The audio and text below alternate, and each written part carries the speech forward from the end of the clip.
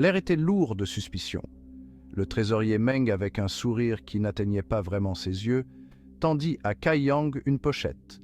À l'intérieur, une maigre somme de points de contribution. « Comment allez-vous, Cai Yang? Comment progressez-vous » Les paroles du trésorier Meng étaient tous comme du miel. Cai Yang accepta l'offrande d'une courbette polie, le cœur lourd d'incertitude. Merci, trésorier Meng. J'apprécie votre gentillesse. Était-ce une tentative sincère d'aider, ou une manœuvre calculée pour l'endormir dans un faux sentiment de sécurité? La question rongeait l'esprit de Cai Yang. Il se retira dans la solitude de son humble demeure, serrant la pochette contre lui. Le poids des pièces semblait insignifiant comparé au poids du doute qui s'installait dans ses entrailles. Les maigres points de contribution offraient un sursis temporaire, un bref moment de répit. Cai Yang le savait. Ses ressources diminuaient, ses options étaient limitées. Il avait besoin d'une solution, et vite. Il arpentait sa petite pièce, le poids de sa situation le pesant. Le désespoir menaçait de le consumer, mais il se débattait. Je ne peux pas me laisser abattre. Je dois trouver une issue. Il pensait à l'offre du trésorier Meng. C'était une misère, à peine de quoi le faire vivre quelques jours de plus. L'idée de dépendre de la charité de quelqu'un d'autre, surtout de quelqu'un d'aussi rusé que le trésorier Meng, lui laissait un goût amer dans la bouche. Il aspirait au jour où il pourrait voler de ses propres ailes, libéré des chaînes de l'obligation.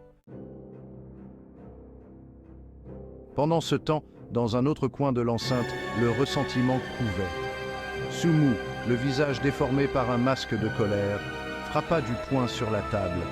Ses fidèles disciples, habitués à ses emportements, étaient assis dans un silence tendu. « Cela s'arrête maintenant. Nous ne pouvons pas le laisser s'en tirer comme ça. » Le raid nocturne sur la cabane de Cai Yang était l'idée de Sumu, une tentative désespérée de retrouver la face. « Es-tu sûr de toi, Sumu? Cela semble dangereux. » Ouais, et si on se fait prendre? On ne se fera pas prendre. Il faut juste être rapide et silencieux. Les graines du ressentiment avaient été semées, et Sumu était bien décidé à les voir porter leurs fruits.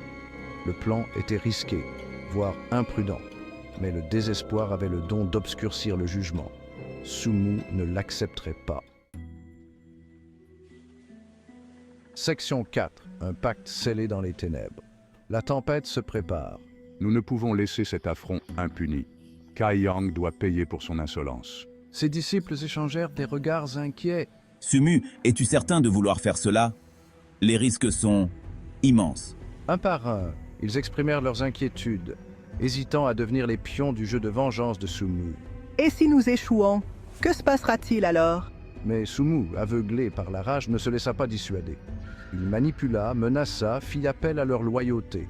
Finalement, la peur et l'obligation l'emportèrent. Un accord réticent fut conclu, un pacte scellé dans les ténèbres. Le sort en était jeté.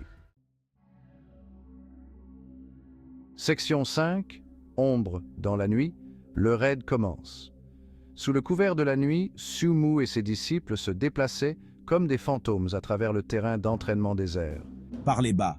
On ne peut pas se permettre d'être entendu. » Ils parcoururent les chemins familiers avec une aisance acquise, évitant les regards vigilants des patrouilles nocturnes. On y est presque. Restez près de moi. Leur destination, l'humble cabane de Cai Yang, un phare de vulnérabilité dans l'immensité obscure. Ils étaient des prédateurs, encerclant leur proie, le cœur battant à tout rompre, partagé entre l'anticipation et la peur. Le temps des discussions était révolu, le temps de l'action était venu.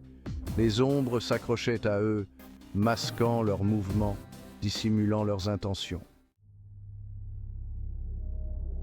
Section 6. Un souffle de danger. L'attaque parfumée. Un étrange parfum flottait dans l'air alors qu'ils approchaient de leur destination, doux et entêtant. Qu'est-ce que c'est que cette odeur? Leurs pas hésitèrent, leur corps vacillant sous l'assaut enivrant. Je n'arrive pas à respirer. Ce qui avait commencé comme un léger picotement dans leurs membres s'était rapidement transformé en une paralysie invalidante. Leurs muscles refusaient d'obéir. leur corps les trahissant au moment où ils avaient le plus besoin d'eux. Ils s'effondrèrent au sol, témoins impuissants de leur propre chute. C'est un piège. La panique brillait dans leurs yeux lorsqu'ils réalisèrent que quelque chose n'allait pas du tout. Section 7. Châtiment ou sabotage. La situation s'inverse. Sumu, le visage déformé par un cri silencieux, luttait pour comprendre ce qui se passait. Non, ce n'est pas possible. Sa colère se mua en terreur lorsqu'il prit conscience de la gravité de leur situation. Ils étaient tombés dans un piège, mais de qui? Étaient-ils victimes de la ruse de Kai Yang ou avaient-ils été trahis par un ennemi invisible? La réponse lui échappait, perdu dans le brouillard de douleur et de confusion qui obscurcissait son esprit. Alors que les ténèbres l'enveloppaient, il ne put que maudire sa propre arrogance. Sa dernière pensée consciente, une amère prise de conscience, que la vengeance, tout comme le parfum qui emplissait désormais ses sens, était une arme à double tranchant. Leur raid soigneusement orchestré s'était soldé par un désastre total, témoignant de leur arrogance et de la nature imprévisible de leur monde. La question restait posée. Qui était le véritable architecte de leur chute?